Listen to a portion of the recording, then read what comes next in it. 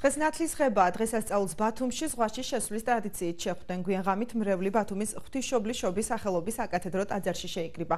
წირვის დასრულების შემდეგ კი მათ ზღვის სანაპიროსკენ მსვლელობა მოაწყვეს. წყალში შესვლამდე სასულიერო პირებმა ნათლისღების ლოცვა მრევლის გალობის თანხლებით აღავლინეს, რის შემდეგაც ზღვის კურთხევა შესრულდა და მორწმუნეები წყალში შევიდნენ. ნათლისღებისადმი მიძღვნილ შთაფლუაში მრევლთან და მეუფე დიმიტრისთან ერთად აჭარის მთავრობის და უმაღლესი საბჭოს თავმჯდომარეებმაც მიიღეს მონაწილეობა. ზღვის კურთხევის ტრადიცია ბათუმში მეუფე დიმიტრის ინიციატივით დამკვიდრდა.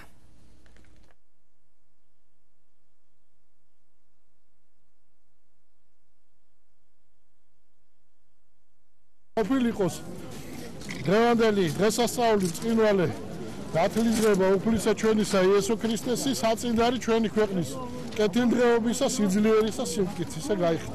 მესამე წელს შევერთი და რა ჩემთვის მნიშვნელოვანია, იმიტომ რომ რაც ხალხთან ერთად ვარ, ვზეიმობთ, რაღაც ამ ცერემონიის ასე ვთქვა და ტრადიციების შემდეგ რაღაც განბანილი ხარ, რაღაც სიახლეებით იწყება დღე, წელიც, ყველაფერი და ვფიქრობ, რომ ძალიან მნიშვნელოვანია და აუცილებლად ყველამ უნდა გააკეთოს. ძალიან საქართველოს მიულოცავ ნათლისღებას.